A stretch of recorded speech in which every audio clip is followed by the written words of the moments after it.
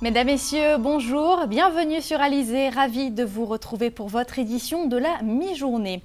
En ce mercredi 11 novembre, les cérémonies se sont multipliées aux quatre coins de la Guadeloupe pour commémorer la signature de l'armistice qui mit fin à la Première Guerre mondiale en 1918. C'était notamment le cas ce matin à Pointe-à-Pitre où une cérémonie s'est déroulée en présence du sous-préfet, du maire de Pointe-à-Pitre ou encore de représentants militaires. Une gerbe a été déposée au pied du monument aux morts sur la place de la Victoire, comme vous pouvez le voir sur ces images de Muriel Barlagne. Les cérémonies du 11 novembre qui sont parfois remises en cause. Muriel Barlagne vous a justement demandé ce matin ce que signifiait pour vous cette date historique. Déjà, c'est un souvenir par rapport à nos anciens qui ont donné leur vie. Par rapport à cette date, le 11 novembre, quand même, la guerre mondiale, il ne faudrait pas oublier. C'est quelque chose de relativement important. Et en deuxième lieu, il y a ma fille qui est JSP, donc je suis venue aussi l'encourager. Il faut retenir ces dates-là, parce que c'est important pour commémorer l'histoire et retenir bien sûr les faits qui sont passés. Et à partir de ces faits-là, construire le présent et pouvoir mieux réaliser l'avenir. Alors pourquoi vous êtes venu aujourd'hui? Mais pour la mémoire des morts, pour commémorer aussi les anciens combattants et ceux qui sont encore parmi en guerre. Ce sont eux qui se sont battus pour nous. Et mon mari il était là de 61 à 62 en Algérie. Et maintenant, il est porte-drapeau. Moi, c'est important d'être là aujourd'hui par rapport à la mémoire des soldats aussi bien français, africains et d'outre-mer qui se sont battus pour cette première guerre qui était datée de sale guerre. Et il y a des hommes qui sont morts pour défendre la France, donc c'est très important de pouvoir être là aujourd'hui pour se souvenir et ne pas oublier ce que peut faire la guerre en fait. Donc c'est commémorer en fait, rendre hommage aux morts de cette période. Il ne faut jamais oublier, parce qu'étant homme de couleur, on n'oublie jamais notre esclavage. Il ne faut jamais oublier ceux qui ont participé, nos aînés, dans les guerres pour défendre la France. Le 11 novembre, c'est donc l'occasion de rendre hommage aux morts pour la France ainsi qu'aux anciens combattants. Un devoir de mémoire nécessaire pour le Guadeloupéen Edmond Saint-Silly qui a combattu lors de la Seconde Guerre mondiale. Son portrait par Karine Gelman. J'ai débarqué pas en province, mais dans le sud de la France, après avoir passé un séjour en Algérie. Et j'avais 22 ans. J'étais un type sur la Côte d'Azur. Et puis après, je suis parti au front. Edmond Saint-Silly, 92 ans, ancien combattant, non pas de la Première Guerre, mais de la Deuxième Guerre mondiale. De la Première Guerre, il n'y a plus de combattants vivants. Pour Edmond, la commémoration du 11 novembre doit pourtant se poursuivre. Toutes les guerres méritent d'être honorées et comment dirais-je, fêtées, peut-être pas fêtées, mais inaugurées. Pourquoi? Parce que c'est quelque chose de très important. C'est très important parce que si on ne souhaite pas qu'il y ait d'autres guerres, mieux vaut inaugurer celles qui sont passées. Parce qu'autrement, on oubliera toutes les autres et alors ce sera toujours une nouvelle guerre. Un devoir de mémoire donc pour les générations futures. À la sortie de la Première Guerre, ils avaient tous clamé « plus jamais ça ». Les présidents, ils ne font pas leur métier convenablement. Parce que c'est pourquoi il y a toujours des révoltes, toujours des rébellions, parce qu'ils n'exercent pas vraiment pour essayer d'aider et de satisfaire tout le monde. Moi, je dis que ce sera peut-être une guerre de religion qui va se faire. Parce qu'on avait dit plus jamais ça, mais ils ne font rien pour éviter ça. Et surtout, tant que l'Europe ne sera pas unie, comme les États-Unis par exemple, une Europe unie, et j'ai l'impression que ça va recommencer. La Légion d'honneur, la médaille militaire, l'ordre national du mérite, une croix de guerre et une autre croix de guerre encore là. 2 croix de guerre. Edmond ne regrette rien de sa vie de combattant. Servir son pays a été un honneur. La suppression du service militaire aurait d'ailleurs été pour lui une erreur. Et moi je dis que c'est dommage qu'ils ont supprimé le service militaire obligatoire. Parce que le service militaire obligatoire, c'était faire des hommes. Hormis une gerbe de fleurs au pied du monument aux soldats, les festivités habituellement organisées ne le seront pas dans certaines communes de Guadeloupe. Une commémoration à nos anciens combattants qui se perd au fil des ans. Santé, on en sait plus sur l'avancement du projet du centre d'imagerie moléculaire cyclotron. Il devrait être opérationnel en 2017. Une visite de chantier avait lieu hier après-midi. Il sera implanté au parc d'activités La Providence aux Abîmes. Les travaux devraient démarrer dans les prochains mois. Le reportage de Muriel Barlagne. Un cyclotron, un laboratoire de synthèse et une caméra TEP-scan réunis en un même lieu, ce sera le CIMGUA, le centre d'imagerie moléculaire de la Guadeloupe. Il sera installé à la zone d'activité La Providence aux Abîmes, une innovation en France où on recense 28 sites équipés de cyclotrons. Celui de la Guadeloupe fabriquera plusieurs types de médicaments radiopharmaceutiques, une avancée qui était très attendue par la population. Une pétition avait été lancée en juin 2014, c'est elle qui a aidé à activer le projet. Alors cette pétition, elle a avant tout été initiée par deux journalistes, Eddy Nedelkowski et Jackie Massico. Je me suis jointe à eux assez rapidement puisque l'année dernière j'étais moi-même en traitement pour un cancer et je me suis retrouvée donc à faire signer cette pétition avec tous les nombreux militants qui nous ont rejoints dans les semaines qui ont suivi à travers toute la Guadeloupe et à ce jour on a recueilli 25 263 signatures. Un an de réflexion et de démarche plus tard, le CIMGUA s'apprête à sortir de terre. Les marchés ont été attribués, les permis de construire seront bientôt déposés. La première pierre doit être posée en janvier 2016. C'est le groupement d'intérêt public Cyclotron Guadeloupe CIMGUA qui en aura la gestion. Alors on n'a pas le coût final, mais c'est vrai que l'enveloppe qui était annoncée par la région Guadeloupe à travers la SEM, c'était 8 millions d'euros.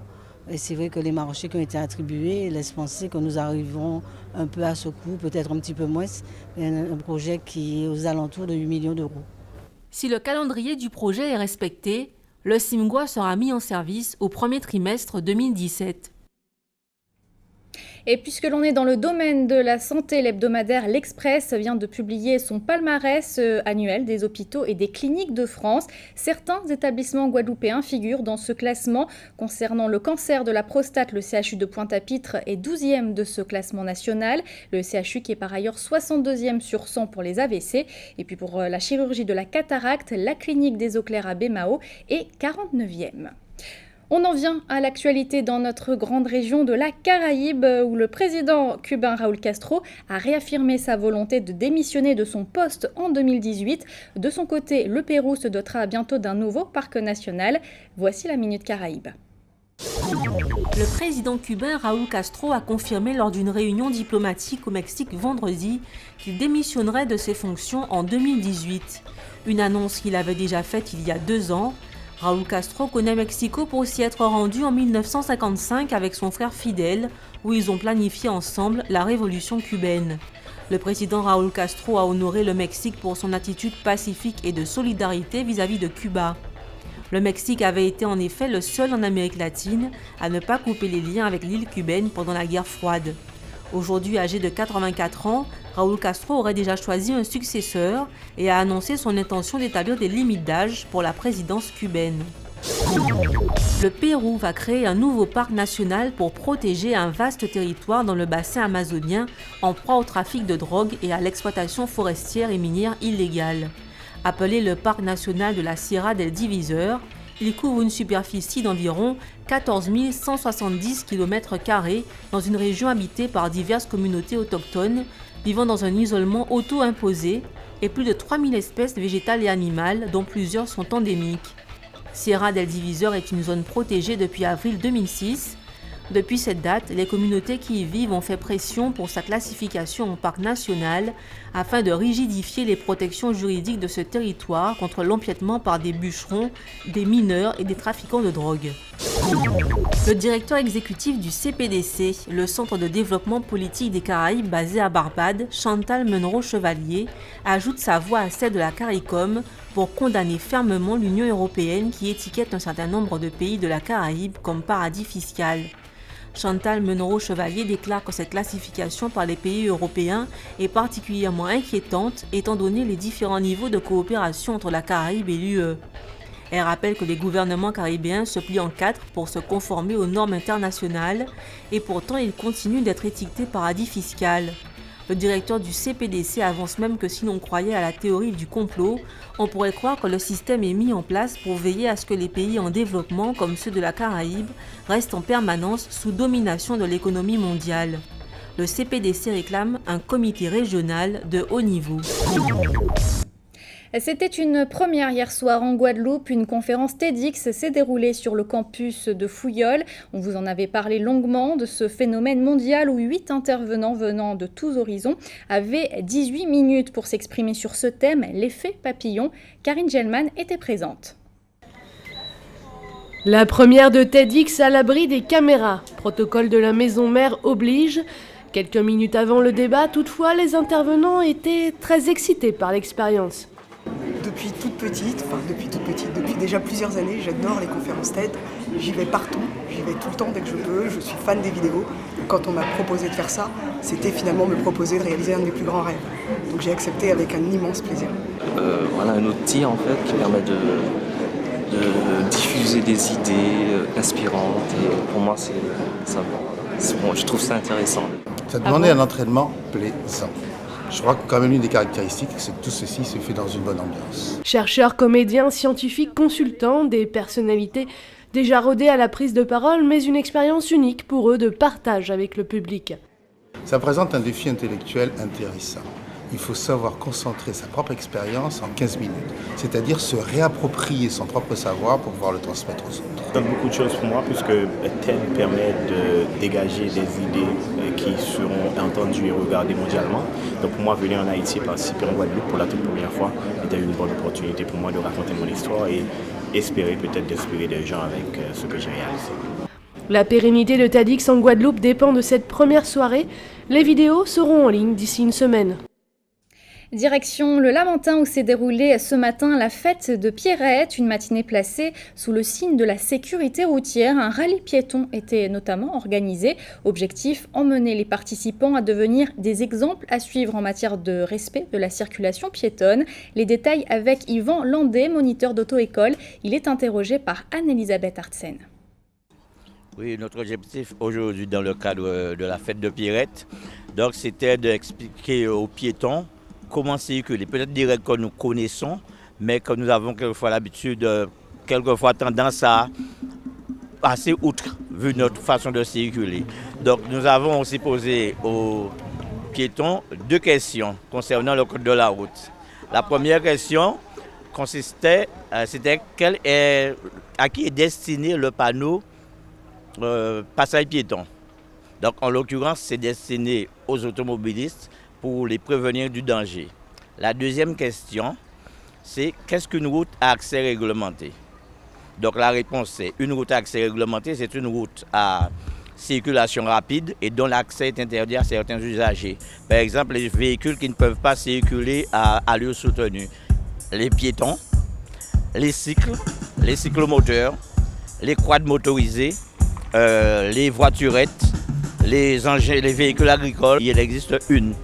C'est la route de l'Alliance. Allez, on passe au sport. En voile, les premiers skippers de la mini-transat Île de Guadeloupe devraient arriver à Pointe-à-Pitre ce vendredi. Il reste au leader de la course, Frédéric Denis, environ 300 000 à parcourir. À la marina de Pointe-à-Pitre, en tout cas, on est à pied d'œuvre pour accueillir en grande pompe ces skippers. Le reportage d'Éric Pommier. Nous sommes à quelques jours des premières arrivées de la Mini Transat 2015 et donc côté organisation on s'affaire pour accueillir dignement des skippers partis au large et en solitaire depuis environ 15 jours. C'est sur le ponton de la Marina que la fête battra son plein.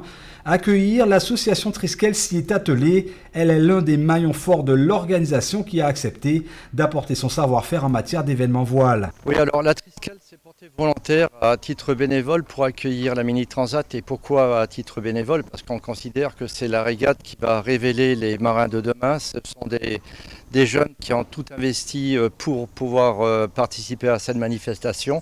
Et c'est à ce titre-là qu'on veut les encourager. En étant bénévole ici sur l'arrivée de la Mini Transat, c'est une forme d'encouragement en fait. Triskel mettra donc à disposition son club qui servira également de PC presse Plages chauds et copieux seront mis à disposition des skippers. Chaque concurrent recevra sa gerbe de fleurs.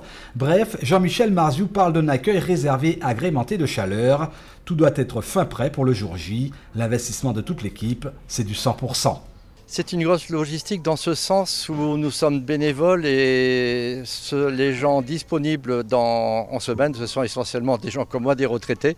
Alors des retraités, il y en a quelques-uns, mais peut-être pas suffisamment pour faire, disons, le gros du travail. Donc on s'investit à donf, on dira. À Donf, comme tous les skippers qui aujourd'hui a quelques milles nautiques de Pointe-à-Pitre, port d'arrivée. Donc une seule idée en tête, gagner la ligne d'arrivée en leader. Privilège pour l'heure qui devrait être accordé à un certain Frédéric Denis en tête de flotte. Mais vous diront les légendes de cette Midi Transat, en voile, tout peut arriver. En attendant, l'organisation est sur le pied de guerre. Au diable les heures supplémentaires, la Mini Transat est avant tout une affaire de passion. C'est l'envie de servir un milieu de la voile qui est quand même un milieu extraordinaire. C'est un milieu de courage, c'est un milieu de volonté, c'est un milieu de travail. Et c'est un peu une reconnaissance à la voile.